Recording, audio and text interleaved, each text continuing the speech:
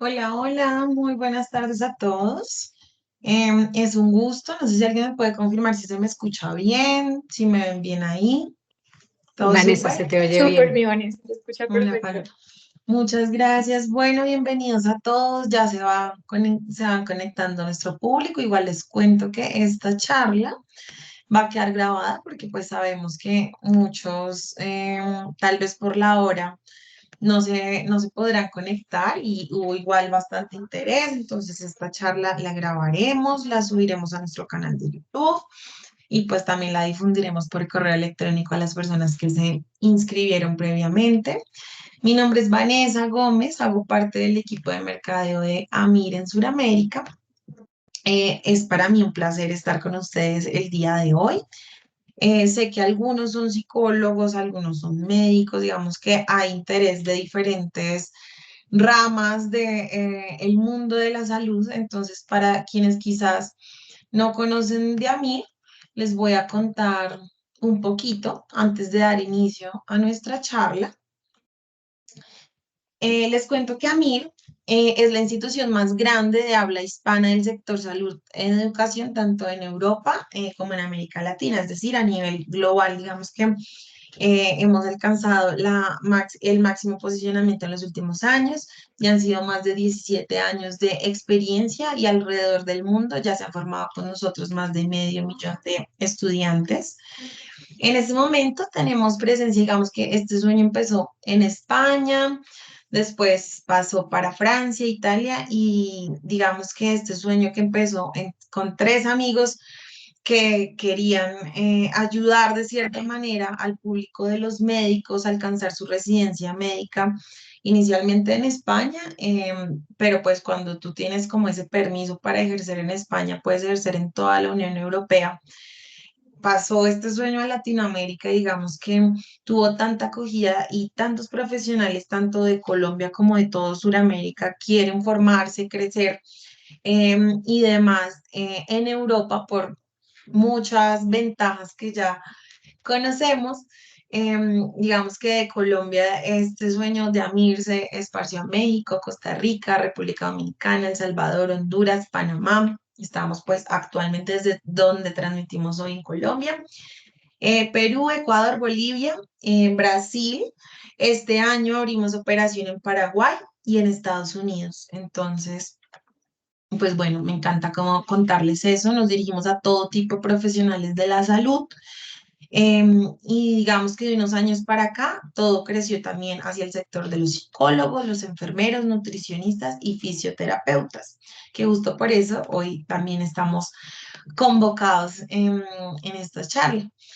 Pablo hace parte también de nuestro grupo de embajadores en Sudamérica. Justamente también como tuve la experiencia con el máster de sexología y de terapia de pareja, que actualmente se puede cursar 100% online. En el caso de Colombia tiene el aval de la SOCOMEC, hay sesiones clínicas en vivo.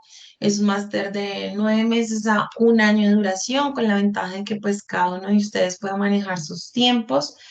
Y digamos que si quieren saber un poco más información directamente del máster, con gusto un asesor les puede dar como todos los datos para todas las personas como que fielmente se conectaron el día de hoy. Tenemos como una promo muy especial de una semibeca del 50% en este máster en especial, que es en el que Pablo justamente es nuestra embajadora.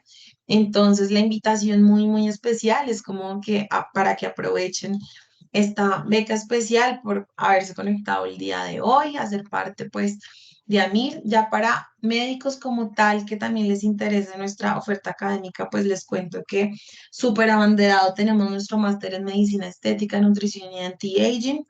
Este sí es formato semipresencial, actualmente en Colombia, Ecuador, Perú, Bolivia. Acabamos como de abrir operación y en Paraguay y en Estados Unidos con este máster. Entonces también súper bienvenidos, igual que el de tricología y microinjerto capilar, que son prácticas con pacientes reales. Hay una red networking súper fuerte. los mejores profesores localmente y pues también de alcance internacional. Y todos nuestros títulos de AMIR son acreditados por la UDIMA, que es la Universidad a Distancia de Madrid. Entonces tienen como esta ventaja de poder tener una titulación que es válida en Europa. Hay varios diplomados internacionales también en el caso de los médicos. Y actualmente acabamos de abrir también oferta en fisioterapia y rehabilitación deportiva. Estos también pues se los cuento como con el ánimo de compartirles la expansión que hemos tenido tan especial en el sector salud. Entonces les recuerdo, beca el 50%.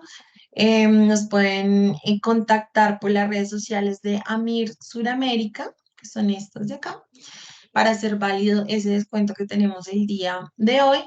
Y para quienes les interese como el tema de contenido, así como lo hemos venido haciendo con Paloma y en nuestras redes sociales, pues también nos pueden contactar por aquí mismo. Y digamos que hay unas ventajas muy especiales en términos de becas de estudio para las personas que les guste hacer contenido y digamos que compartir digitalmente el conocimiento, que es, digamos que nuestro propósito máximo, y por eso también estamos convocados el día de hoy para compartir este tipo de espacios, ver posturas desde diferentes profesiones, puntos de vista. Y bueno, hoy ya sin más preámbulos les voy a presentar para quienes no conocen a Paloma Carvajalino, que es nuestra embajadora. Ella es psicóloga clínica de la Pontificia Universidad Javeriana en Bogotá. Es especialista en trastornos emocionales y dependencia emocional. También es magíster en psicología de la Universidad del Bosque, entrenadora en habilidades de gestión emocional y asesora de crianza enfocada en gestión de emociones. Además, pues resaltamos muchísimo su rol como mamá, escritora, influenciadora, speaker, vocera y validadora de contenidos para campañas de diversas marcas de bienestar y salud. Entonces, bueno, sin más preámbulos, bienvenida Paloma, nos encanta tenerte en Amir, qué rico haber compartido todo este tiempo también contigo, contenidos, espacios como este. Muy, muy bienvenida y te doy como el paso a lo que nos concierne, que es nuestra hermosa charla. Muchas gracias, cualquier cosa. Y Hola, sabes, Vane. hola, hola, Hola, Palo. Vane, ¿cómo estás? Buenas tardes. Bueno, días, ya uno está como en la mitad que no sabe si es tarde o Sí, días. sí, sí. Tardes, Para días, pero todos, con toda la energía. sí.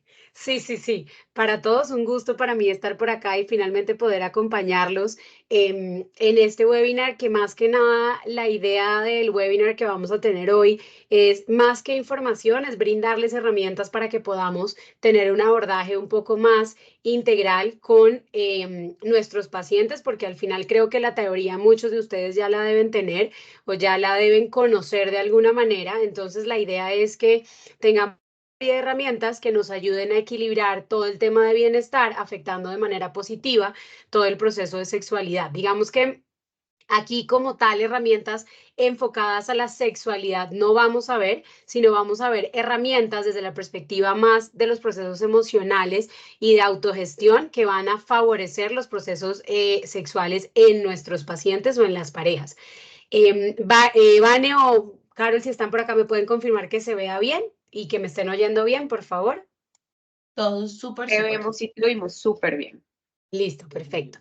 Entonces, ¿cuáles son como los 5 aspectos fundamentales que nosotros deberíamos tener en cuenta a la hora de hablar de un bienestar emocional que afecte de manera positiva el proceso sexual de nuestros pacientes? Digamos que a lo largo del proceso que hago o que he hecho con mis pacientes, en donde hacemos entrenamiento de habilidades de gestión de emociones, donde trabajamos el tema de procesos de terapia, son estos 5 aspectos los que terminan siendo los más comunes y los más importantes a trabajar a la hora de hablar de una buena o de un bienestar sexual en nuestros pacientes. Al final, Vane, corrígeme si al final vamos a tener un espacio de unos 10 o 15 minuticos de preguntas, ¿cierto? Sí, tal cual. Acá tienen un Ok, espacio también en este Meet para que dejen igual sus preguntitas. igual sí las podemos, yo te voy a molestar porque si vamos teniendo preguntas en un ratico y hay, me abres micrófono y me Claro. cuentas que a veces se pasan y uno queda como sin poder contestarlas en el momento, entonces me avisas. Entonces, Súper. retomando un poquito, hablando de los aspectos que consideramos o que vemos más importantes a la hora de pensar o de plantear procesos, digamos que de interacción en nuestras, digamos que en los pacientes, lo que ustedes más comúnmente van a ver con sus pacientes, van a estar relacionadas con esta base en específico. La mayoría de los pacientes que nos llegan a nosotros a consulta por procesos emocionales o por procesos de pareja, tienen que ver o están, los problemas de ellos están relacionados con estos 5 ámbitos puntuales en su proceso vital, es decir, en su funcionalidad en el día a día. El primero es todo lo que tiene que ver con el proceso de regulación emocional, que es fundamental, no únicamente para tener un adecuado bienestar en términos sexuales con nuestros pacientes o que nuestros pacientes lo tengan, sino que además es un proceso que va a afectar de manera transversal todas las áreas de su vida. Cuando una persona tiene una adecuada regulación emocional, es muy probable que sea una persona que tiene una elevada inteligencia emocional, porque la regulación emocional es la puerta de ingreso a esos procesos, pero que además de eso, pues son procesos que la gente o la persona, los pacientes, nosotros incluso, vamos a necesitar en el día a día de nuestros procesos personales o de interacción social. El segundo aspecto es la comunicación asertiva. Digamos que hay muchas teorías o muchos temas de los cuales se habla alrededor de la comunicación asertiva, pero lo que vamos a ver hoy o las herramientas que vamos a entregar hoy tienen que ver con lo que encontramos más frecuentemente en nuestros pacientes cuando estamos trabajando temas de terapia de pareja o temas de sexualidad, que es, digamos que el enfoque fundamental que tenemos en el máster de sexualidad en AMIL, que es cómo abordar ciertas situaciones que se presentan en el proceso terapéutico. La tercera herramienta son la expresión de necesidades. Hay un factor fundamental y es la incapacidad que tenemos muchas veces como seres humanos de expresar las necesidades que tenemos con una buena regulación emocional y con una comunicación asertiva adecuada. Y el orden que tienen acá, los aspectos, en ese orden que están, no es, digamos que por coincidencia, por casualidad o por azar que los pusimos de esa manera o que los puse de esa forma, sino que tienen que ver con el orden en el que deberíamos entrenar a nuestros pacientes para poder potencializar y consolidar estas habilidades, porque al final son habilidades que se entrenan, es como un músculo que debemos entrenar y que debemos ejercitar todos los días. El cuarto aspecto es la resolución de conflictos. Perdón, les hago una pregunta. ¿Están viendo mi pantalla? No, Pablo, te estamos viendo a ti. Espérenme un segundito a ver por qué no están viendo mi pantalla. ¿Ahí ya ven mi pantalla? Ahora sí, ahora sí. Perdón, pensé que la estaban viendo hace rato. Lo siento. Ok, gracias. El cuarto aspecto es la regulación de conflictos, que está muy relacionada con que para poder llegar a una buena yo debo poder manejar la frustración, mis procesos emocionales, comunicarme adecuadamente, entender mis procesos de necesidades y poder expresarlos de la manera correcta. Y tras resolver conflictos, llega el último aspecto que es la postura de límites. Incluso en los procesos de sexualidad, o más bien, especialmente en los procesos de bienestar sexual en nuestros pacientes o en nuestras terapias de pareja, debe existir una postura de límites que sea lo suficientemente acorde a lo que queremos como pareja y como individuo. Indudablemente debe existir. ¿Por qué? Pues porque los límites nos ayudan no solo a protegernos a nosotros, sino a proteger al otro y a cuidar la relación interpersonal que tenemos con esa otra persona. Ahora, esta es una premisa que me parece supremamente importante que la tengamos como terapeutas que trabajamos en esta área puntualmente, y es que debemos entender que velar por todo lo que tiene que ver con la salud mental y emocional de nuestros pacientes es velar por un adecuado desempeño sexual que le permita a mi paciente o que nos permita como terapeutas entregarles herramientas a los pacientes que los lleven a tener relaciones íntimas o relaciones sexuales o con su sexualidad mucho más satisfactorias y mucho más gratificantes. Y una de las primeras mitos, creo yo, o de los primeros errores o de las primeras creencias limitantes que debemos trabajar con nuestros pacientes tiene que ver con que la sexualidad no se refiere única y exclusivamente al sexo. Muchas personas tienen en su cabeza la idea de que cuando hablamos de sexualidad estamos hablando exclusivamente de el coito, de la relación sexual, del encuentro sexual, y no es eso específicamente a lo que nos estamos refiriendo cuando hablamos del bienestar sexual de nuestros pacientes. Cuando nosotros hablamos de sexualidad, estamos hablando de un proceso de identidad, de un proceso de orientación, de un proceso de todo lo que tiene que ver con necesidades emocionales en nuestros pacientes, de la forma en la que yo interactúo con esa otra persona o con mi contexto, tiene que ver con la forma en la que yo acepto, reconozco y valido mi proceso sexual, que es supremamente importante y que pocas veces llevamos a nuestros pacientes a que lo exploren y a que realmente se conozcan por temores, por creencias sociales, por tabúes que existen alrededor, y realmente es fundamental que tengan esa autoexploración o ese conocimiento para poder tener un bienestar sexual con ellos mismos y con las personas con las que están. Porque cuando nosotros tenemos pacientes que realmente se conectan con su propio proceso, no solamente emocional, psicológico, sino sexual, son pacientes que van a tener una autoestima mucho más alta, que van a tener un proceso de autoconfianza mucho mayor y que van a sentirse a sí mismos en un proceso de aceptación más elevado. Entonces, de ahí viene la necesidad de trabajar los procesos emocionales en la terapia de pareja o en pacientes donde vamos a trabajar temas de sexualidad. Vámonos con el primer aspecto, que es todo lo que tiene que ver con el proceso de regulación emocional.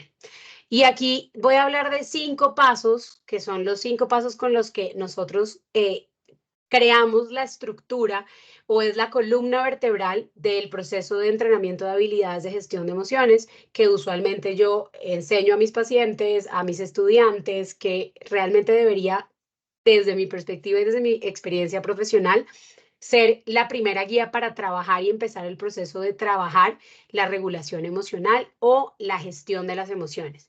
La primera parte es fundamental y es el primer paso es el reconocimiento y el análisis de las emociones. Yo no puedo abordar una emoción sin haberla diagnosticado antes y sin saber que está ahí. Es decir, es exactamente igual que cuando yo voy al médico y el médico me pregunta qué tengo y yo no sé qué decirle, y el médico necesita dar con un diagnóstico primero antes de saber cuál es el manejo que se le va a dar. ¿Qué tipo de antibiótico me van a entregar? ¿Qué tipo de analgésico puedo consumir o necesito consumir? Lo mismo pasa con los procesos emocionales, aunque sean intangibles. Necesito identificar que están ahí, necesito reconocer que hacen parte inherente de nosotros como seres humanos, que no voy a poder controlar las emociones, y es súper importante este punto, y es: nosotros no controlamos las emociones, como les acabo de decir, son inherentes al ser humano, hacen parte de nuestra cotidianidad y son una base de datos maravillosa y fundamental para nuestro propio proceso, nuestra toma de decisiones, nuestra relación con el contexto, para nosotros mismos. ¿Qué es lo que yo hago o qué se busca con la regulación emocional? Que pueda moldear mi respuesta emocional frente a una situación. Son dos cosas completamente diferentes. Ustedes no van a poder evitar que un paciente sienta rabia, que se frustre, que sienta tristeza, que se sienta ansioso frente a un encuentro sexual, por ejemplo, pero sí pueden entregar herramientas que lo ayuden a regular la respuesta que va a dar frente a esa situación. Entonces, por esa razón, el primer paso es reconocer y analizar los procesos emocionales, en donde en lugar de reaccionar, voy a llevar a mi paciente a que observe, ¿sí? A que observe la emoción, de dónde viene, por qué surge, qué tipo de información me está queriendo entregar, ay, perdónenme, qué tipo de información me está queriendo entregar, sin hacer juicios inmediatos de cómo me estoy sintiendo. Y cuando yo me refiero a hacer juicios inmediatos, lo que quiero decir es que muchas veces nosotros estamos molestos y lo primero que hacemos es decir: no, no, no, yo no debería estar molesta, yo no debería estar brava, yo no debería sentirme ansiosa, eso está mal, y trato de invalidarlo o hago un juicio de eso es malo, eso es bueno. No hay emociones, que ahí me voy al segundo paso, no hay emociones ni buenas ni malas. Las emociones simplemente son lo que son. Las emociones están diseñadas para entregarnos información y las puedo calificar de acuerdo al malestar o al bienestar que me van a producir, de acuerdo a si es una sensación agradable o desagradable. Pero eso no la hace algo bueno o algo malo. Entonces, el segundo paso para el proceso de regulación es evitar calificar las emociones como algo bueno o como algo malo, ¿sí? El 90% de los seres humanos, por no decir el 100% de los seres humanos, necesitamos clasificar las cosas como buenas o malas para poder entender cómo accionar frente a una situación en específico, ¿sí? Pero cuando yo adquiero la destreza de sentirme, de reconocer una emoción, de validar esa emoción y de entender que está ahí para darme información acerca de algo del entorno de la situación que estoy viviendo, va a ser mucho más fácil que yo pueda encontrar un equilibrio en el proceso emocional y poder transitar la emoción de una manera mucho más sencilla.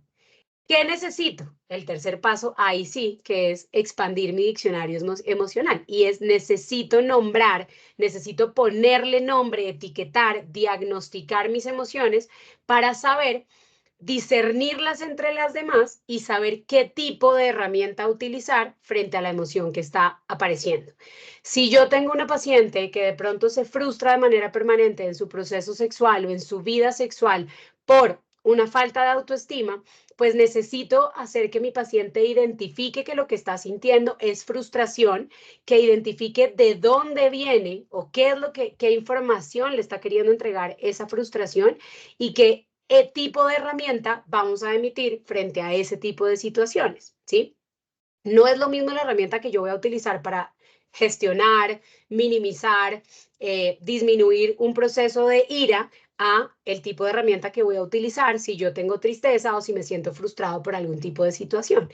De ahí la necesidad de aprender a etiquetarlas, a nombrarlas, a ponerles un nombre, a darles un diagnóstico a los procesos emocionales y puede ser cualquiera. Hay emociones que son universales, como seguramente todos ustedes se han visto la película de Intensamente, y hay emociones universales que todos reconocemos como la ira, la tristeza, la alegría, el miedo, todos, pero hay otras emociones que la gente necesita ponerle un nombre puntual y específico para poder comprender de qué estamos hablando y para poder conectarse con esa emoción y poderla gestionar. Entonces, de ahí la importancia de expandir mi diccionario emocional y de poder ponerle nombre a lo que me está pasando para poder entender qué tipo de herramienta o a qué tipo de gestión me estoy enfrentando. Porque además las emociones vienen de una base, digamos que básica de los seres humanos. Hay 5 necesidades básicas que nosotros reconocemos desde la perspectiva emocional que motivan estos procesos emocionales, que es el sentirme, o sea, la seguridad, la aceptación, la validación, el sentido de pertenencia y la atención y el afecto. Entonces, cuando aparezca una emoción, yo necesito entender cuál es esa necesidad de básico que no está siendo atendida y cuál es el tipo de herramienta que yo necesito implementar para poder gestionarla. Por eso es como una estructura, una columna vertebral de lo que voy a ir entrenando con mi paciente poco a poco. El cuarto paso es la gestión de los pensamientos. No podemos olvidar que los pensamientos son estados de conciencia que crean realidades. ¿Qué quiero decir con eso? Ahí sí me voy al famoso dicho de lo que crees, se crea. Literal, cuando yo tengo algo en mi cabeza, cuando yo pienso algo y no filtro los pensamientos que tengo, es muy probable que vaya a favorecer o no el proceso emocional que yo estoy sintiendo. Si por ejemplo estoy molesta con alguien por algo y en vez de tratar de centrarme en la resolución del conflicto, en entender cuál es el problema, en tratar de centrarme en cómo lo puedo resolver, me centro en el problema y en ver cómo más intensifico el malestar que estoy sintiendo a través de recoger situaciones, momentos, recuerdos, experiencias que solo agranden esa emoción, pues en vez de gestionar hacia la resolución de la emoción, voy a gestionar al mantener ese proceso de la emoción que estoy sintiendo. Y realmente lo que necesito hacer con mi paciente o lo que ustedes como terapeuta necesitan hacer, no solo para ustedes, sino para su proceso terapéutico, es llevar al paciente que aprenda a tener filtros de los procesos emocionales. Para eso tenemos herramientas como la de los pensamientos intrusivos, por ejemplo, que ayuda a la persona a no invalidar lo que está pensando, pero a entender que es un pensamiento que es intrusivo, que no aporta al proceso de resolución de la emoción o del conflicto y que simplemente es reconocer que está ahí como quien mira un objeto y lo describe, entiende qué es, para qué sirve y simplemente lo deja pasar y ya. Eso es lo que nosotros deberíamos trabajar en términos del pensamiento y hacer muy consciente a nuestros pacientes de cómo lo que están pensando va a favorecer o no el proceso emocional que llevan. Y obviamente el último paso para la regulación emocional o para la gestión de las emociones es reconocer cómo me estoy comunicando. Y esto es fundamental, porque no solamente nos comunicamos con el lenguaje verbal, como está pasando en este momento, sino que me comunico con la gente con un lenguaje no verbal. Yo puedo estar diciéndoles a ustedes que estamos súper emocionados de estar acá en este momento, en esta charla y en este webinar, pero tener una corporalidad y una gesticulación no verbal, pues para que se entienda con mayor claridad, un lenguaje no verbal que haga, que les invoque o que les haga saber a ustedes o que les haga entender a ustedes que probablemente no es así. Si yo estoy diciendo, uy, estoy súper feliz de estar acá, pues probablemente ustedes digan como, bueno, no me convenció tanto lo que me está diciendo Paloma con la forma en la que su cuerpo me está mostrando esa emoción. Entonces, tratar de entender cómo me comunico con esa otra persona, tratar de comprender qué es lo que necesito comunicar y cuál es el fin de lo que quiero comunicar, me va a ayudar a desenredar los conflictos y a poder tener una comunicación más fluida y que mi proceso emocional decante de la manera correcta. Vane, ¿cómo vamos hasta ahí? ¿Bien? Todo súper, súper entendido, chévere el tema. No sé si Gracias, alguien tenga alguna pregunta. Hasta el momento no por nos han dado favor. preguntitas, pero Listo. recuerden que acá tenemos la sección de preguntas y respuestas y estamos súper pendientes. Perfecto. Súper, súper. Ahora vamos con el segundo aspecto, que es la comunicación asertiva. Porque lo primero que les pongo ahí es que antes que nada necesito identificar, validar, transitar y gestionar mis procesos emocionales. Porque si yo no tengo una adecuada autorregulación, si no me gestiono de la manera correcta, si no modulo la intensidad en la que aparece mi respuesta emocional, pues probablemente comunicarme asertivamente me va a costar mucho trabajo porque no voy a poder comunicarme de la mejor manera si yo no soy consciente y me siento en control de mis emociones, porque cualquier cosa que la otra persona haga, diga, un gesto, va a ser un detonante para mí y va a sacarme de mi centro y de mi intención de tener una buena comunicación. El primer factor a tener en cuenta o la primera herramienta o la primera fórmula mágica, por decirlo de alguna manera, que deberíamos aplicar nosotros cuando hablamos de una comunicación asertiva es tener o establecer un adecuado contacto visual y activar mi escucha activa, valga la redundancia. ¿Qué quiero decir con eso? No hay nada más molesto, y yo quiero que lo piensen un minuto, cuando ustedes están en una clase o cuando están hablando con alguien y tienen algo importante para decirlo, que la persona evada o evite el contacto visual con ustedes. Para nosotros como terapeuta, el que nuestro paciente no tenga un adecuado contacto visual o en su defecto no tenga un contacto visual con nosotros suele ser más común de lo normal, pero también es una señal para nosotros de muchas cosas en el proceso que estamos llevando con nuestros pacientes, ¿sí? Si es un paciente evitativo, si es un paciente, como decimos nosotros, que enmascara procesos, emociones, situaciones, experiencias, pues digamos que el hecho de que no establezca un contacto visual como lo hace con nosotros, probablemente no lo haga con las personas afuera. Entonces, no tener un contacto visual correctamente o adecuado o digamos que asertivo, pues va a generar mucho conflicto en la persona porque va a parecer que no hay interés, que está desconectado, que no está prestando atención y eso va a dificultar o a complejizar el proceso de comunicación. Entonces, tener un buen contacto visual es la clave, pero debe estar acompañado de una buena escucha. ¿Sí? De una escucha activa. Y cuando nosotros hablamos de escucha activa, término que hemos escuchado en mil lugares o en todas partes, lo que yo estoy tratando de decir o lo que estamos tratando de enseñarle al paciente es que escucho para comprender y no para responder o para defenderme. Eso es tener una escucha activa. Tener una escucha activa no es estar mirándote y estar pensando en que voy a almorzar más tarde o que me está vibrando el celular o que ya me tengo que ir.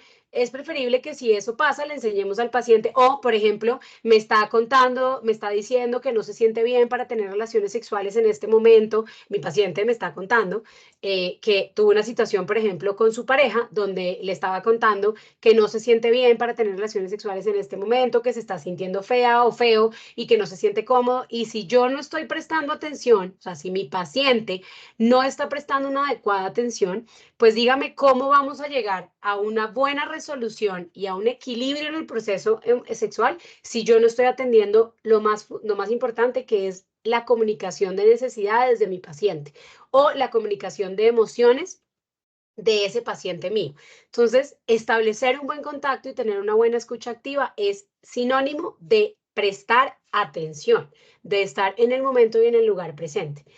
La segunda herramienta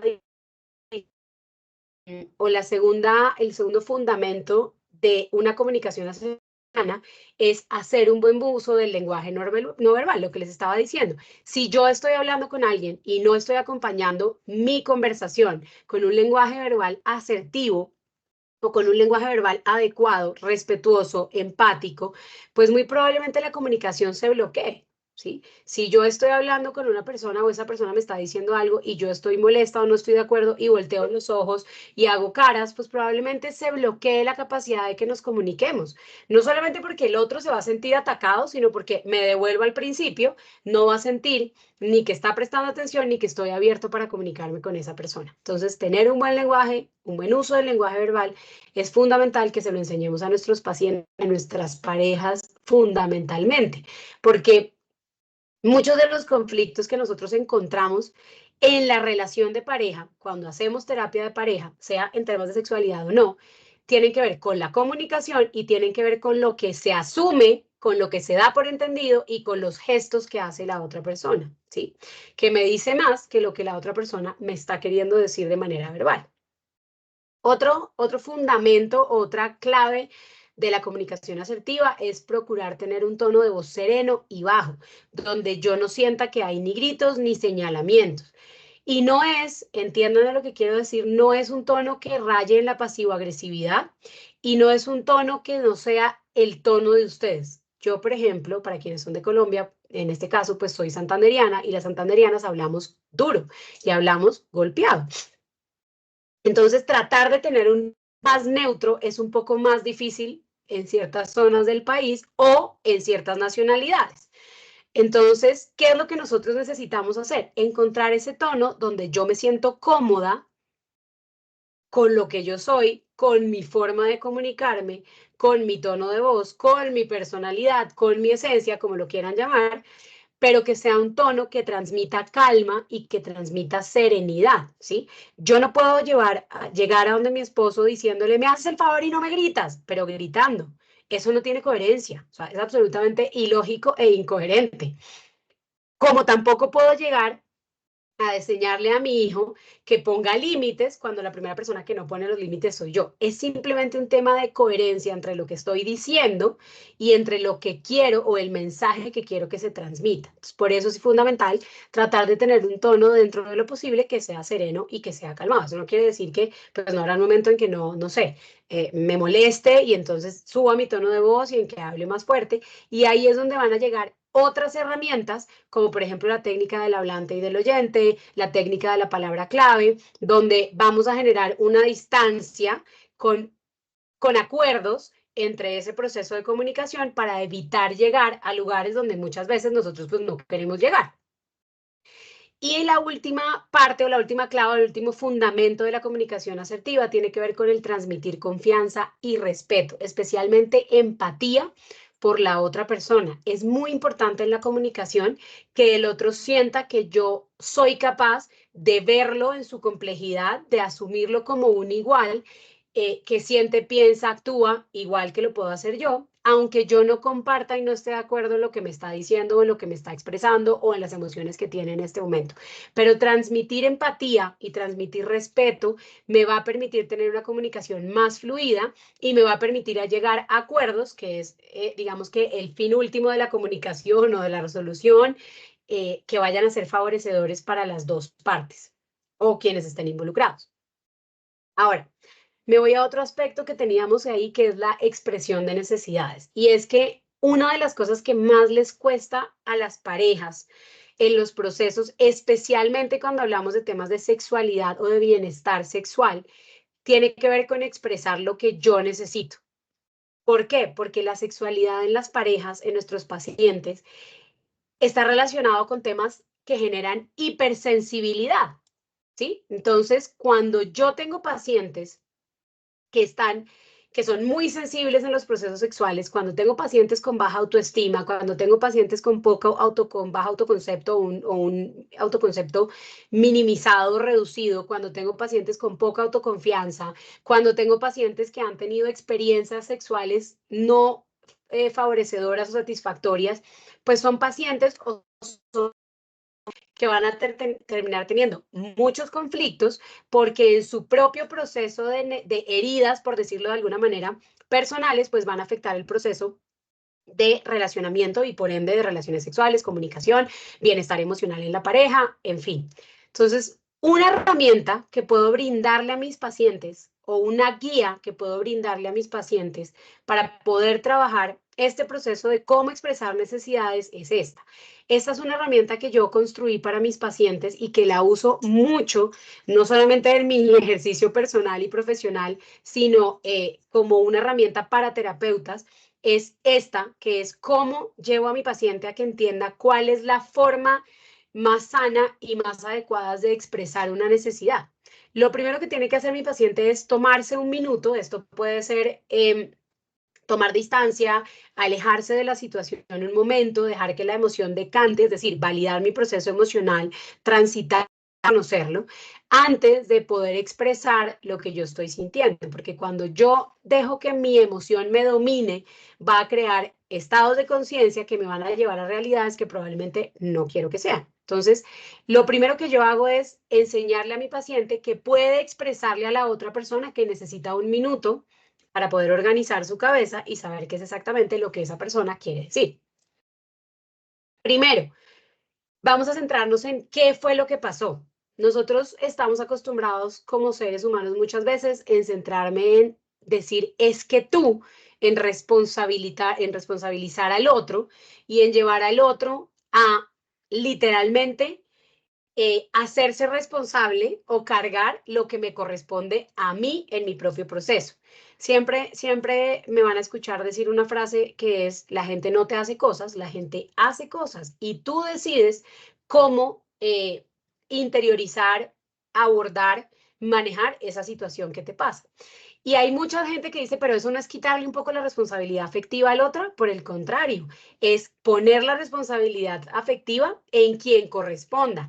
Tú te encargas de lo que tú puedes gestionar y de lo que tú puedes hacer y el otro se encarga de lo que le corresponde, pero hay cosas que no están bajo tu control, que simplemente hay que dejar en la persona que corresponde y tú encargarte de tu parte.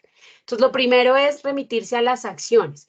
No es decir, es que tú me hiciste o es que pasó o llevarlo a la subjetividad, sino váyanse a la acción puntual de lo que ocurrió. ¿Te acuerdas el otro día que nos íbamos a bajar del carro y entonces tú no me abriste la puerta? Estoy diciendo cualquier cosa que se me acaba de ocurrir. Me voy a la acción específica, no me voy a cómo me sentí yo inicialmente o a la subjetividad del hecho, sino que me voy al objetivo, a lo que es objetivo, a lo que es racional, a lo que puedo mostrar con acciones. Primero que todo, entonces me remito a la acción. ¿Qué fue lo que pasó? Segundo, me voy al cómo me siento o cómo me sentí, pero no lo pongo en la otra persona, repito, no voy a decir es que tú me hiciste sentir, es que tú me hiciste poner brava, es que tú hiciste que yo me sintiera mal. No, yo decidí, ocurrió una situación y yo decidí sentirme de cierta forma porque decidí validar mi emoción o responder frente a cierta situación de X manera, ¿sí? Pero lo voy a poner es en mí, es decir, yo voy a decir, pasó esta situación y yo me sentí de tal manera, ¿sí? O yo lo percibí de tal forma. Luego de eso me voy al límite, que es expresar mi necesidad, ¿sí? O, en este caso, el malestar que me puede haber generado. Entonces, cuando yo me voy al límite, digo, esto que pasó con que no me abrieras la puerta me hizo sentir poco importante, y no me gustó, me molestó que no te dieras la vuelta y me abrieras la puerta, ¿sí? Me remito, vuelvo a lo mismo, me remito a la acción, es decir, voy a plantear unas fronteras muy claras en lo que estoy buscando, porque si no la persona no va a saber a qué me estoy haciendo referencia. Y obviamente en el proceso de cómo expresar, pues necesito decirle a la otra persona qué espero de una situación futura que sea similar. Muchas veces nos quedamos en, es que no me gustó que no me abrieras la puerta y me pareció terrible, y es que me sentí humillada y me sentí súper triste y me sentí súper mal y lo que sea. Estoy poniendo un caso hipotético, aclaro. Pero nunca le decimos a la otra persona qué espero que ocurra en una próxima, en una futura ocasión. Y eso les pasa mucho a las parejas, pasa mucho de pareja, que creemos que el otro tiene que ser adivino y que tiene que tener una bola de cristal con la cual lea lo que yo pienso, lo que yo siento, lo que yo quiero, y le tiene que nacer. Claro, hay muchas cosas que de culturalmente, por crianza, por personalidad, por la relación, van a nacer naturalmente, pero hay muchas otras que no. Y que yo como pareja necesito que me digas para poder actuar de la manera que esperas, dentro de mi propio proceso personal, aclaro. Entonces, la última parte de cómo expresar es necesito decirle a la otra persona que estoy esperando en una futura ocasión similar. Le tengo que plantear una solución futura. Tengo que centrarme en resolver el conflicto para luego poder centrarme yo misma en mi proceso emocional y poder gestionarlo de la manera correcta, ¿sí? Pero yo no puedo simplemente molestarme, esperar que la persona entienda por qué me molesto o lo asuma, y pero que además de todo asuma qué espero después de. Entonces, esto es algo súper importante para enseñarle a nuestros pacientes a la hora de procesos emocionales o de entrenamiento de procesos emocionales. Ahora, me voy al otro aspecto que me va a volver para recordárselos a quienes acaban de entrar. Estamos hablando de los 5 aspectos fundamentales para trabajar todo el tema de bienestar sexual de las personas o bienestar y sexualidad, que tiene que ver con la regulación emocional, la comunicación asertiva, la expresión de necesidades, la resolución de conflictos y la postura de límites. Me voy ahora con la resolución de conflictos. Una herramienta que, Vane, ¿me abriste el micrófono? Sí, sí, Pablo, es que ya nos han dejado dos preguntitas por si Por quieres favor. como igual Sí. ir respondiendo de una. Nos había escrito hace un ratico Sonia que Ujú. cuál era la última de las necesidades básicas. Esa es como la primera pregunta. Vuelvo a repetirlas, las necesidades Ujú. básicas son atención, afecto,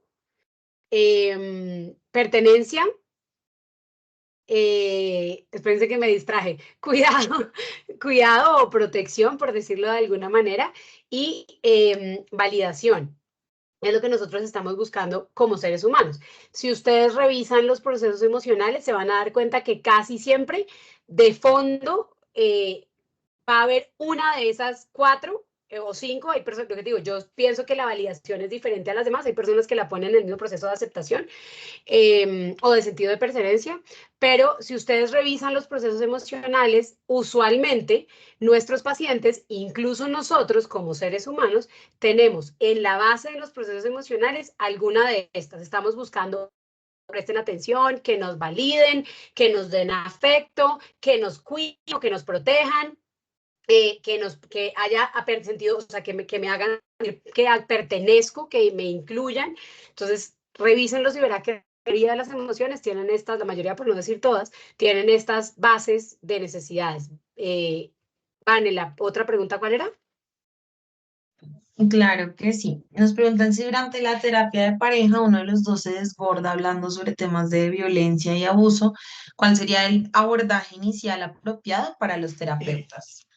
Mira, pasa, eso no pasa mucho, porque si hay violencia y si hay abuso en la relación de pareja, es muy probable que exista el temor a que otra persona se entere o que haya intimidación por parte del agresor o que haya vergüenza. Entonces, no es muy probable que te pase abiertamente eh, en una consulta conjunta, pero si llega a ocurrir, lo que yo recomiendo siempre es que hagan que la otra persona, que la contraparte se retire de la sesión para que ustedes puedan hacer contención y abordaje de procesos emocionales con la persona que está desbordada. Obviamente yo siempre les digo, pregunten, ¿te parece si hablamos nosotras dos o nosotros dos solos y lo conversamos y me cuentas cómo te sientes y después podemos comunicarlo de la manera correcta? Y pues casi siempre te van a decir que sí, porque se van a sentir más cómodos. Pero si no pasa, simplemente se centran en la persona que está en el proceso emocional, hacen contención, hacen validación, regulación. Cuando la persona esté tranquila y calmada para continuar, preguntan si pueden continuar o si preferirían que hiciéramos un proceso inicial solo con esa persona y luego retomáramos la terapia en pareja.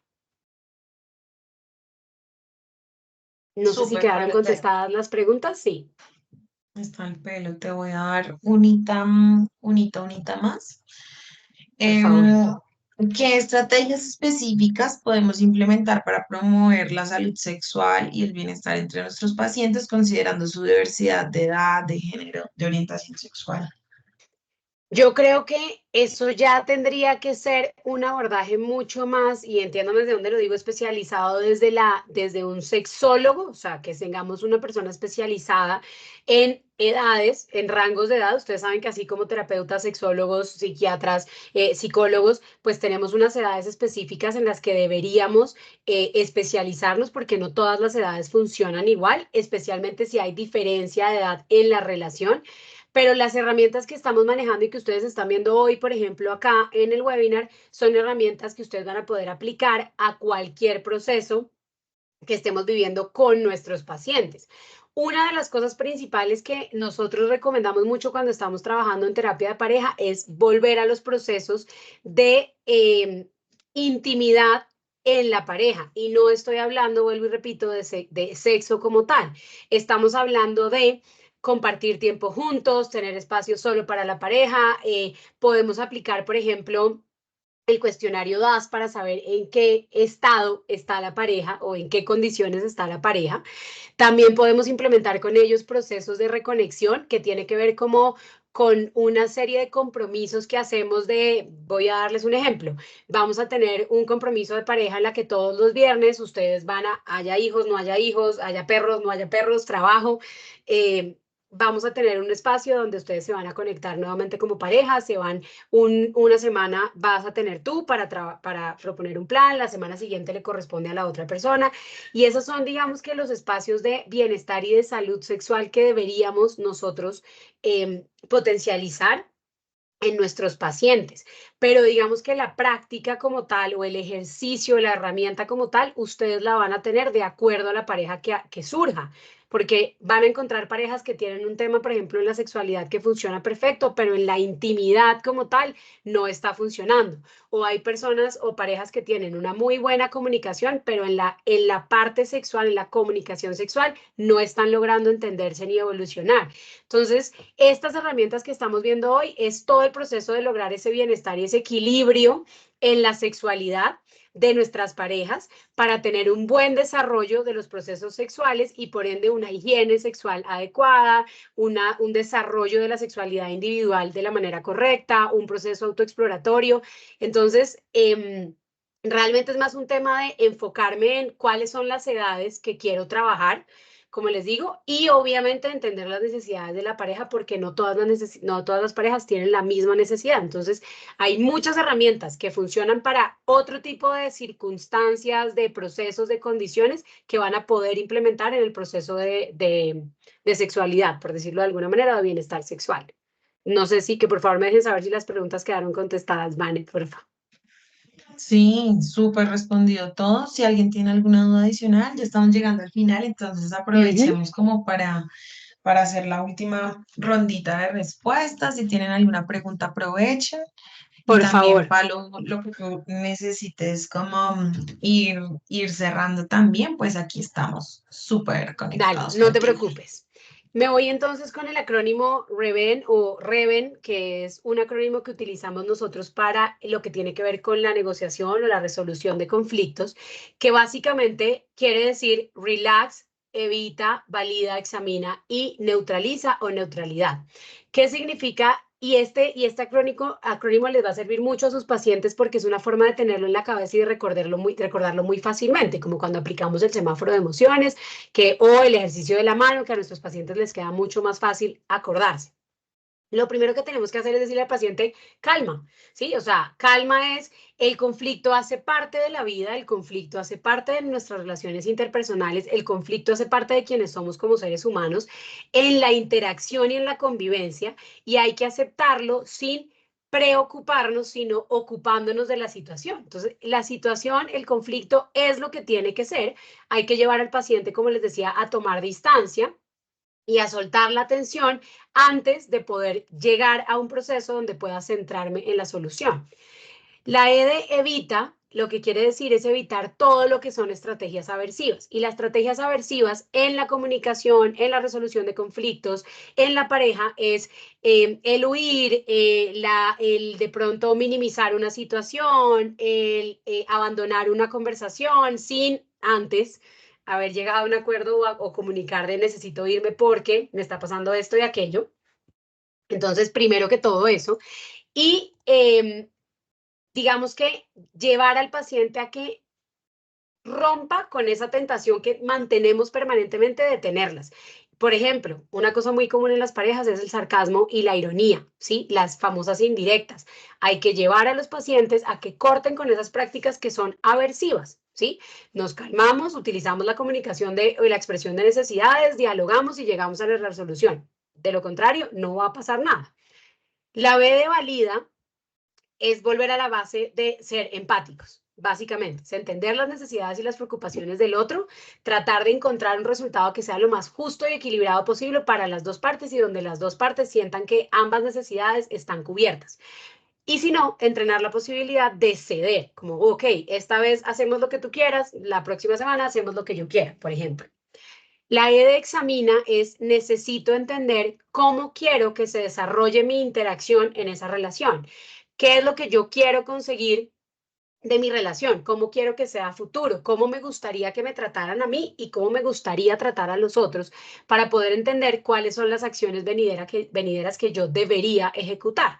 Y la neutralidad vuelve un poco a la base de aceptar el conflicto con calma, con disposición. Ay, aquí, perdónenme que me quedó mal escrito la neutralidad, pero la neutralidad a lo que se refiere es volver un poco a la base de entender que el conflicto es lo que tiene que ser y que adicional a eso, pues yo no voy a emitir juicios, yo no voy a emitir señalamientos, yo no voy a centrarme en lo que tú hiciste mal y lo que yo hice bien, sino simplemente en, vuelvo y les digo, resolver el conflicto, llegar a acuerdos que me lleven a la resolución de un conflicto, porque al final eso es lo que yo quiero o ese es el fin último de herramientas de resolución de conflictos.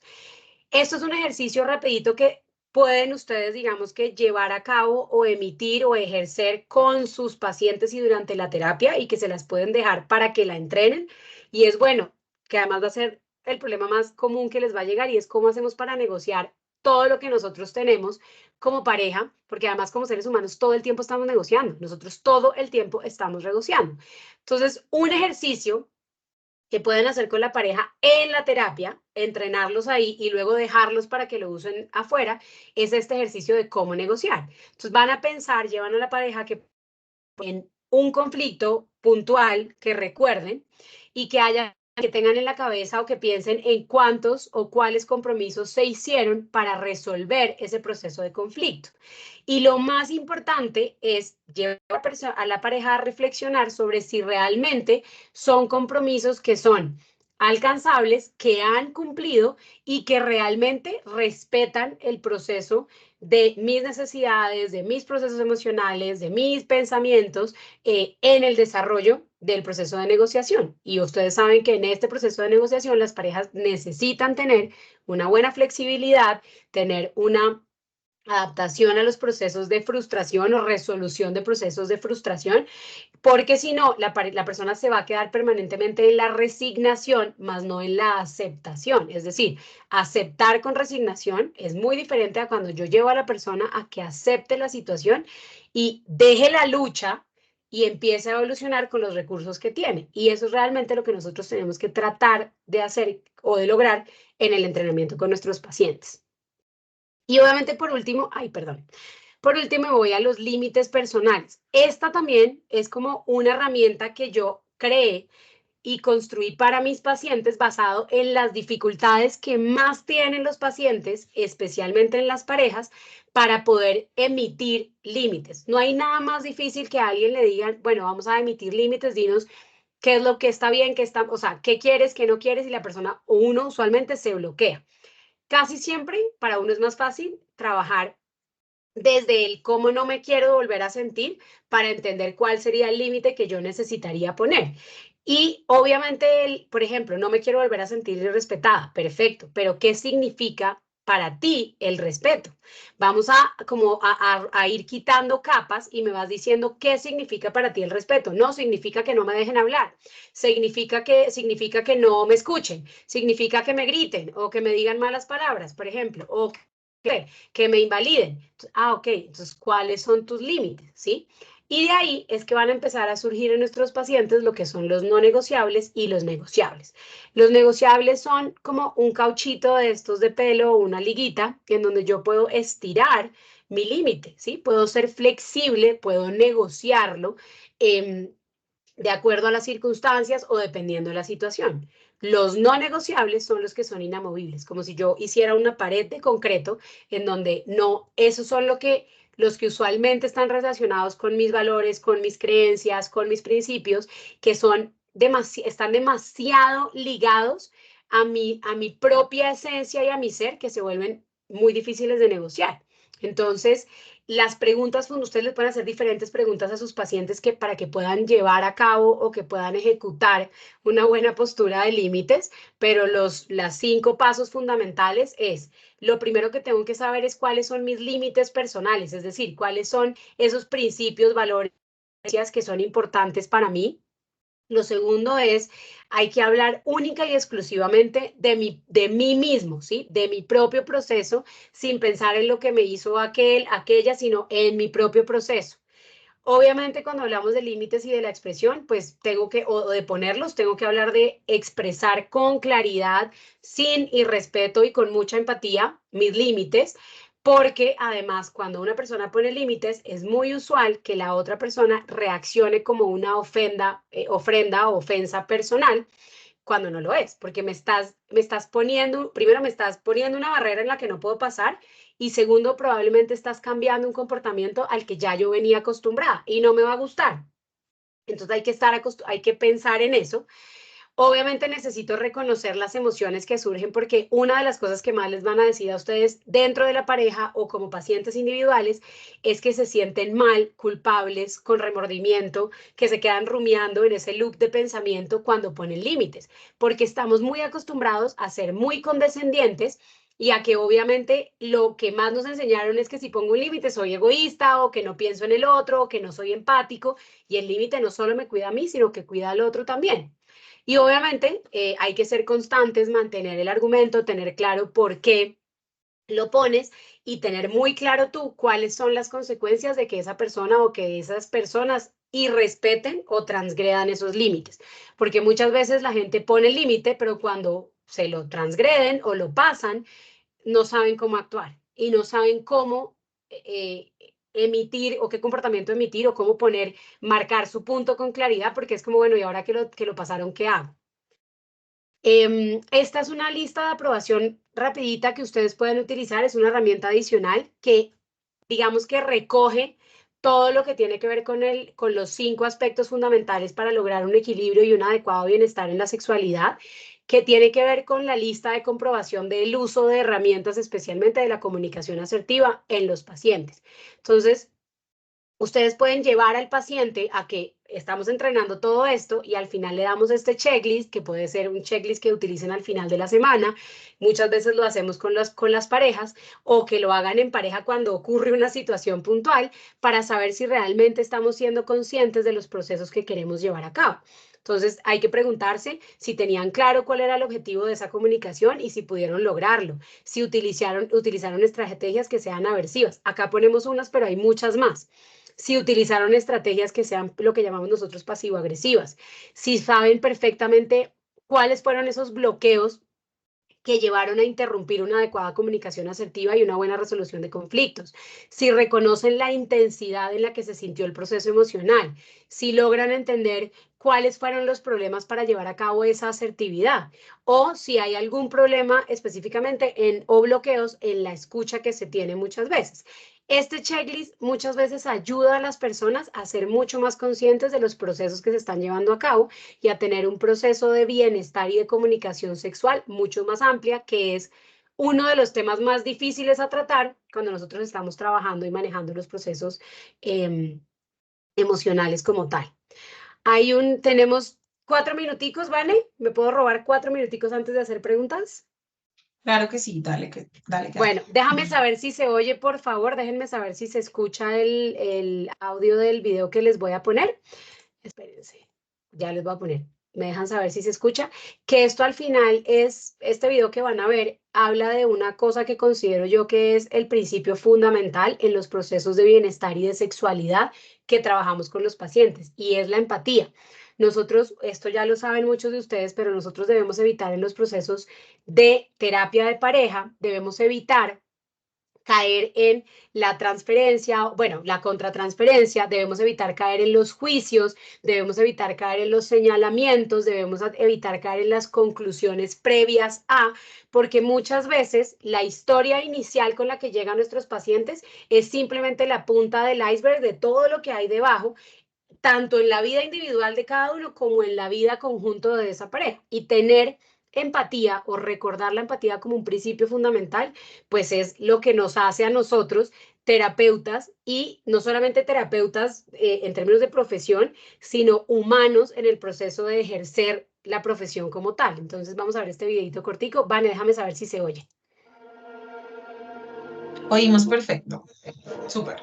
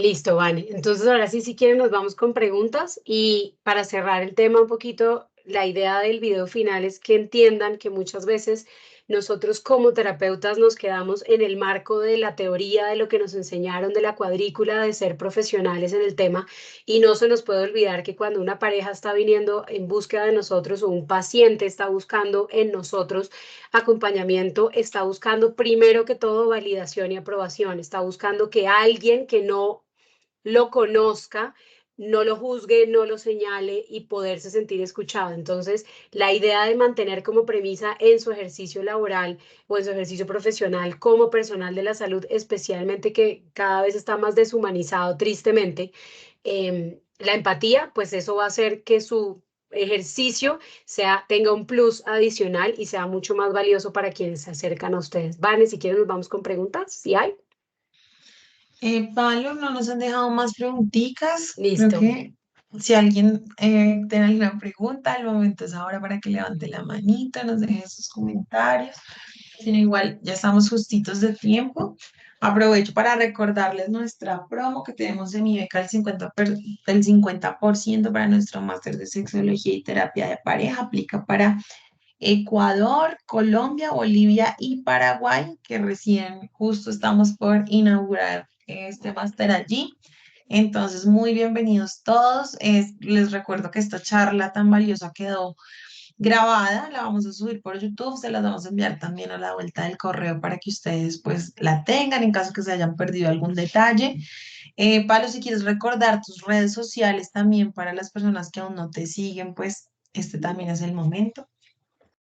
Claro que sí, cualquier cosa, información que tengan, pueden buscarme en @psicóloga Paloma Carvajalino. Estamos siempre de la mano de Amir y obviamente como terapeuta que trabajo en el tema con pacientes, pues entregándoles información constante y permanentemente. Súper, muchísimas gracias. Por aquí nos preguntan dónde se pueden inscribir al máster para Colombia. Bueno, nos escribes, puede ser por Instagram o en la página también hay un contacto directo con Amir. Dicen que estuvieron en la charla de herramientas de bienestar y sexualidad de Paloma el día de hoy.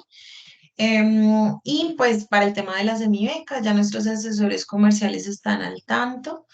Em, en este caso, pues bueno, el máster, a diferencia de la especialización, digamos que tiene un peso mayor y en este caso que tiene también la doble titulación con la Universidad de Distancia de Madrid, pues digamos que también les permite ejercer en mayores ámbitos, tiene 60 créditos STS, que es como el sistema de creditaje europeo. Y sí, todo acreditado, entonces muchísimas gracias. No sé si tienen alguna otra pregunta. Creo que no. Entonces, ya Muchas saben, nos gracias a escriben de todos, parte gracias, del... Vane. Muchas gracias, Carol, muchas gracias, Paloma, muchas gracias a todos los que se conectaron. Estaremos en contacto con ustedes. Esperamos como que aprovechen gratamente como la promo del día de hoy. Nos encantó tenerlos con nosotros. Que tengan un feliz resto de tarde, que estén muy bien. Chao, chao.